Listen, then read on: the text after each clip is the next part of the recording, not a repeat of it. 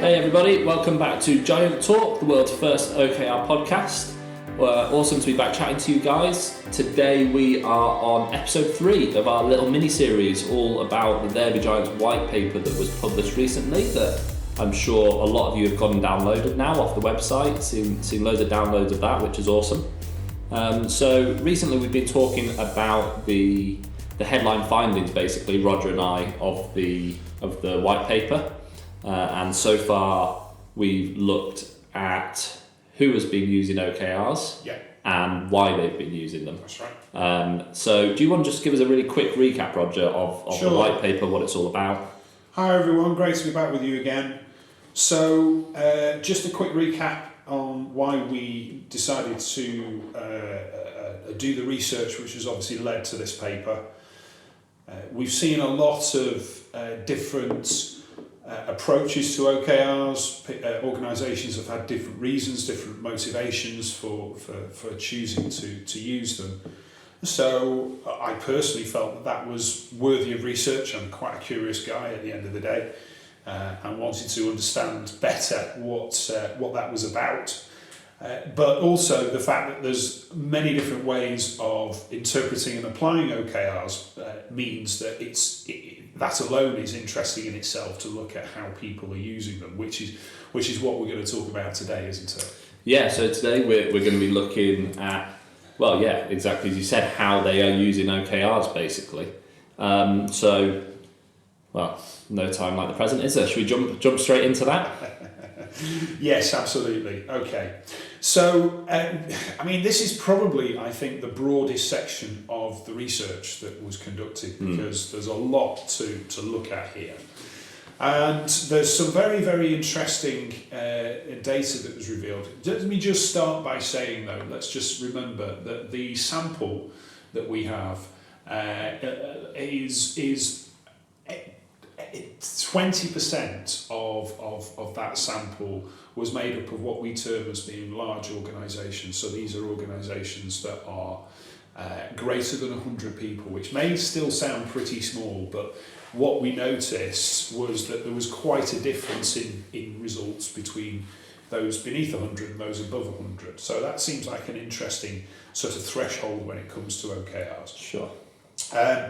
But we'll come to that distinction in a moment. But in terms of the motivations for wanting to use them, one of the things that we often see is that businesses turn to OKRs because they feel that their silos are starting to become really, really rigid in the business, and they're struggling to get departments and teams working together. And they look to OKRs as a way of leveraging cross-functional working to break through those silos. And when asked, are you using OKRs to do this, 55% reported that they were using them both functionally and cross-functionally, with 25% also saying that they are using them solely for cross-functional working. So if you can do your arithmetic, that obviously means that 80% of respondents are leveraging them to promote cross-functional working. Fantastic. Which, yeah, exactly. I think that's really positive because it's a huge opportunity that's missed, that's overlooked if you're not using them. You know, forming cross-functional teams that are driven and motivated and measured to a certain extent by well-formed OKRs is a really powerful way to get people aligned and focused on priorities. I think one of the problems is that it's much easier to form functional or departmental OKRs, right? Because you take your top level ones and you say to your head of marketing and your head of sales and your head of operations, go away and write some OKRs that align into this. Yes, that's right. And that's kind of if you're not conscious, then the inertia of the organisational structure and the kind of general hierarchical flow kind of channels you down that route. Encourages that. Yeah, so you kind of have to fight against the tide a little bit there. And I've heard myself say on a number of occasions with clients that there's nothing that says, nowhere is it written, that your OKR map or structure should absolutely reflect your organisational structure. In fact, we were talking about this with someone on a call earlier this week, weren't we? Yeah. Who thought that they needed to cascade them, from manager to team member, and from team member to and so on and so forth. And they'd end up with an OKR structure that looked exactly like their organisational structure. And that does not, first of all, that's the old way of doing it. And secondly, you've got to ask just how much value that adds. OKRs are supposed to be an agile way of executing strategy, and to me that approach doesn't sound particularly agile. Anyway, moving on. So one of the areas of debate, and it kind of just links in with that previous point, is whether there is value in taking OKRs down to an individual level. Now, what we find is that often it's large organisations that are coming to OKRs because they're looking for an alternative solution to the way that they've managed performance in the past, and they think, OKRs, that's all about regular conversations, it's all about regular check-ins, so let's give everybody individual OKRs and that will change our approach to performance. Trying to use them to kill the annual appraisal. Yes, in a sense. Which you can only do if you take it down to individual level. Is that the problem? Well, yes. But the thing is that if you do that, you're then potentially compromising the agile nature of OKRs. Because in a large organisation, and we've worked with some that are 2, 3, 4,000 in size, if they take OKRs down to individual level in those sizes of organisations, then the chances of realigning those on a quarterly basis is pretty slim, because it's a huge task. Well, you're going to have 6,000 OKRs each quarter. Potentially. 18,000 key results. And I rather fancy that you would struggle to actually get them all set up early in the quarter. Yeah. So you may actually only end up with perhaps 4 to 6 weeks of pure kind of confirmed OKR time, with the rest of the time being we need to either evaluate the current ones or think about setting up the next one. So it's a massive task. Now, what did the data tell us on this? Well, it said that 30% of respondents said that they use them at individual level. Which is interesting, because that is, it's still, I think, a fairly high number, but it's showing that the majority are not using them at individual level, which personally I'm pleased to hear. Me too. And another motivator for linking them to individual, or rather setting them at individual level, is a desire to link them to reward. Right. Now, if you read all the books by all the OKR authors, the purists, they say that the way to kill OKRs is to link them to reward. And I agree with them in many respects. I think, though, it depends on what you want to use OKRs for. If you're a highly innovative organisation that wants to see people taking risks, trying new things out, pushing boundaries, then linking them to pay and reward will kill that stone dead, because people will not want to take risks with something that could impact their pay or bonus. However, if you have an organisation which is fairly mature, is not necessarily driving for huge levels of growth, perhaps just incremental growth, then there is maybe an argument for a loose link between OKRs and reward. But what I would never do is to say, 80% of achievement on your key results means X amount of pay increase. I wouldn't create a link that is that close. What I would suggest is looking at a more holistic approach, a more well-rounded evaluation, if you will, of how someone has worked with their OKRs? Have they engaged in the process? Have they shown evidence of learning, perhaps where they haven't achieved fully what they were expecting to achieve, and how that learning is applied next time round, and so on? That to me is a much higher level of performance than just hitting targets time and time again. Certainly more mature. Yes, exactly. Another area of interest to us in how organisations are using them is whether they're using them for just focusing on growth activity, or whether they're using them to manage business as usual activity. Now, that's a hot topic. Yeah, now I'm sure listeners will know our view on this, and that is that in an effort to keep them lean, to keep your number of OKRs down, so that you keep that focus really clear and really high, that you should use them for the activities which focus on growth, change or innovation. However, what was really interesting is that 40% of our respondents said that they used them for tracking business as usual activity, which was really surprising. And out of businesses with 100 people or more, so that 62% said that they use them to measure business as usual activity, which compares to only 27% of those with less than 100 people. So that's a big difference. So that is a big distinction. So this is perhaps what we also see is that with obviously large organisations, there's more OKRs and so on and so forth. So this perhaps suggests that the greater the number of OKRs, the less they are used for focusing purely on growth-related activity.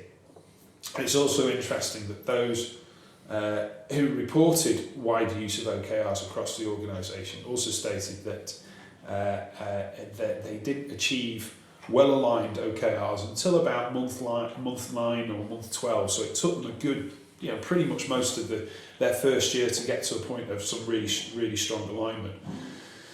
So that tells us as well that there is a possible link between the higher number of OKRs and the effort and skill required to achieve alignment, which comes back to my point earlier about a large organisation, particularly if they go down to individual level, which exponentially increases the number of OKRs, just how much effort and skill is needed in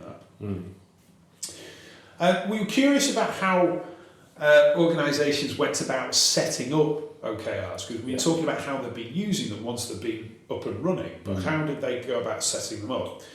Well, 20% said that they sought external support, with 80% obviously saying that they did it themselves to start off with. However, what was interesting is that on reflection, as we asked them whether if they were to do it again, what would they do differently? 30%. So this is 30% of those that didn't use external support said that they would next time. It's good news for people in our industry. Is everyone listening out there? But and we did see as well that when we come to talking about impact, this is perhaps just sort of stealing a little headline from that conversation, but we did see an acceleration in a number of areas where external support was received in advance. Did you look into the reasons why they would recommend using external support, or did the research not go that deep? No, we didn't specifically ask that question, right, if I'm honest. We are actually at the point of updating our survey for next year, so that's possibly a question that we could ask to get a bit more background. Okay, so we've clarified the definite preference for external support. What about a sort of phased approach or big bang approach? Yeah, again, in terms of the setup, now we tend to, as you know, recommend a phased approach. because it gives you the chance to manage the change and counteract resistance, which you may experience, as anyone does with change, any change initiatives. Sure. However, again, some interesting challenges to our own beliefs here, I believe. Only 35% came back and said they opted for a phased approach. Okay. Yeah. And I thought that was really, really interesting. But I think what we have to bear in mind, I think possible explanation for this is, thinking about the split of businesses and the size of businesses. Yeah. We had a greater number of, like I said, smaller businesses, people less than 100, who responded to this, and this is a hypothesis which in itself is probably worthy of research, but I wonder whether smaller businesses have a greater capacity for absorbing sudden change than larger ones. Yeah. And also it's just easier on whoever's been given the task of implementing it, right? If there's kind of less than 100 people. Yeah, exactly. I think the final point as well, which was interesting to look at the cycles that businesses were using for OKRs. Yeah. Now at top level, what we call the business level OKRs, again, we propose that they work on a 12-month basis here, but actually the majority in this instance, which was 50%, came back and said that they actually only set them on 3-month timeframes, which again was a little bit shorter than I anticipated. But given that the respondents were only just, we asked for businesses that had been using them for at least 12 months, right, and a number of them were only just getting into their second year of using them. So I think it's probably down to their level of confidence, if you will, with OKRs. It could be interesting next time around to see how that's changed. In terms of team OKRs, by far and away the highest amount of the greatest amount of respondents, that were standing at 90%, in fact, said that they use them on a 3-month cycle, with the other 10% being on 6. In terms of individual OKRs, where they were used, they were being used on a 3-month cycle as well. Fantastic. Okay. And were most people running their OKR cycles in line with their financial years then? Yes, that's right. 75% said that they were, and I think I would always encourage a client to do that, because I think makes sense, right? It just makes absolute sense. Otherwise, you're running 2 major cycles on the business on different timescales. Yeah, to be honest, I find it incredible that means that 25% of people said they weren't. Yeah. That seems staggering. Well. Okay, fantastic. Are there any other headlines that you want to share with us about how then?